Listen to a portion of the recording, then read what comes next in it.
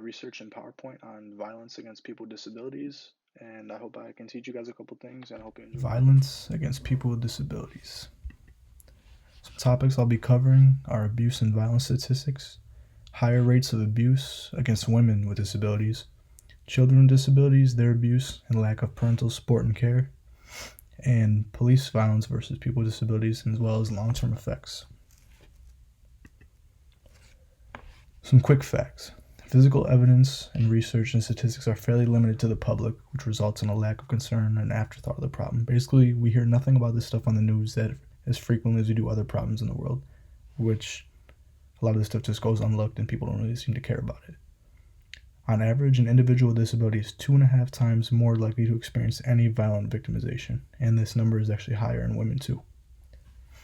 Over 90% of disabled people will suffer from some sort of abuse in their lifetimes, which is an insane amount of people. 90% is ridiculous. All statistics stated above are based upon people that live in homes and institutions. This leaves out homeless people and other people that go unrecorded for, making the possibility these numbers sit even higher. All these stats are also substantially higher among women, as I stated above as well. Frequently targeted, but acknowledged less, and why? A lot of people that suffer from disabilities are viewed as more vulnerable by people with ill intent towards them, making them easier targets. Basically, they believe they won't fight back or they're helpless people, so they target them instead. People with disabilities are looked at as less capable or likely to fight back or inform law enforcement about their problems, and when they do, they're not taken seriously. Problems often go disregarded by anyone who isn't directly interested in helping this issue as an entirety. And this dates back to the lack of information we get from news articles and people in general about this problem. And often, an individual with a disability that does stand up for themselves or say how they feel they're often gaslighted. Pretty much means they're told their feelings are invalidated. They're told to just forget about it. They'll be fine and not to worry about it.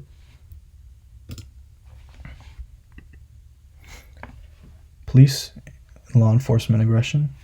Lack of proper training on how to handle situations like this and with people with disabilities leads to rash decisions and detrimental outcomes. Police often mistake those who have disabilities ranging from deafness, physical disabilities, etc. as non-compliance and are quick to use this against them to justify excess force in given situations. Sometimes individuals with disabilities cannot decipher a regular citizen from law enforcement and they don't cooperate because they just don't understand. It's not their fault, and officers need to get the proper training and have proper and more patience with them and not react in an aggressive manner.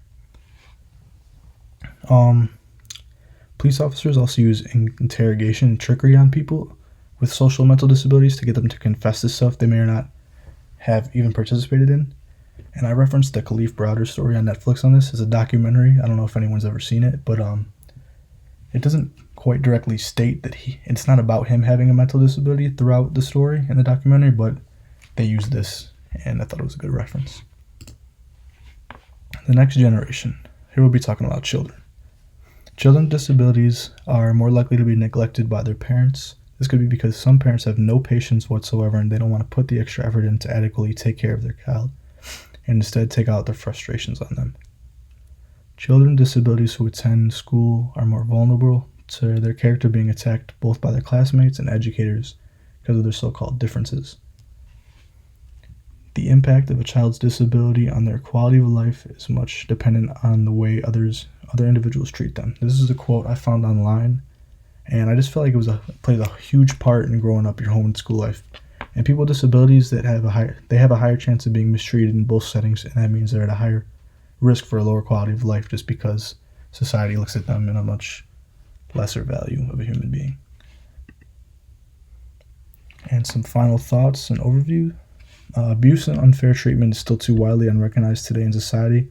I can't stress this enough. I feel like before I even researched this presentation, it was something that I barely even knew about because I didn't really hear much about it, so I felt like it was a good topic to cover and shed some light on. Information and news reports do not expose the problems frequently enough. Basically, going back to the first bullet, it's just not talked about enough. Everything people with disabilities go through can have long-term effects on their mental health, just like any other individual. The notion that their feelings and experiences are worthless is wrong. Everybody has feelings, just like no matter if you have a disability, if you do not have one. Like, you have the same, you go through the same stuff as everybody else, and it can have an effect on you in the long term. More education based around discrimination, stigmas, and lack of social support with people with disabilities have. I feel like I wasn't given the opportunity to take any courses like that until college, and I feel like growing up, if we learned more about this stuff, kids would have a better outlook on this stuff too, because what you learn as a kid helps shape where you are as an adult. Hope everybody who watched this was able to get something out of it, and I really hope you enjoyed. Thank you for listening.